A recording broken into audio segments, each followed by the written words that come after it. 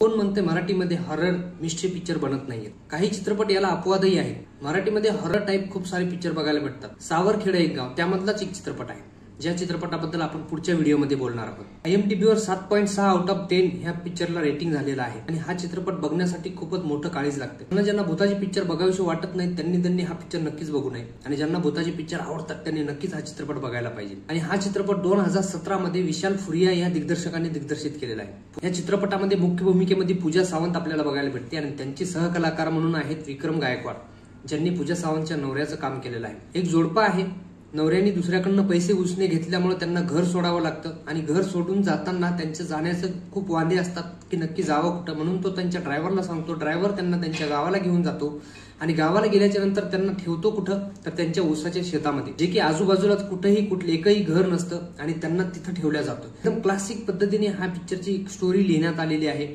फक्त एका ऊसाच्या शेतामधली ही स्टोरी आहे, शेवटपर्यंत आपल्याला बांधून ठेवते। आता पूजा सावंतने ज्या प्रकारे त्या पिक्चरमध्ये ऍक्टिंग केलेली आहे, खूप कमी पिक्चरमध्ये ऍक्टिंग केलेली आहे पूजा सावंतनी, पण पिक्चरची जी स्टोरी मांडलेली आहे आपल्या समोर ती एकदम भयानक आहे, खूप जबरदस्त आहे। अचानक सगळ्या गोष्टी कशा घडल्या जातात आणि आजूबाजूला काय असते त्या सगळ्या गोष्टी हॉरर पद्धतीने आपल्याला बघायला भेटते।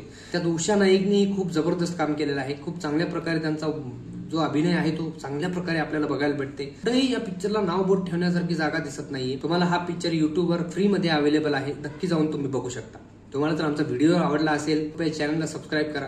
भेटूया आपण एका नवीन चित्रपटासोबत, एका नवीन स्टोरी सोबत। तोपर्यंत सगळ्यांना राम राम।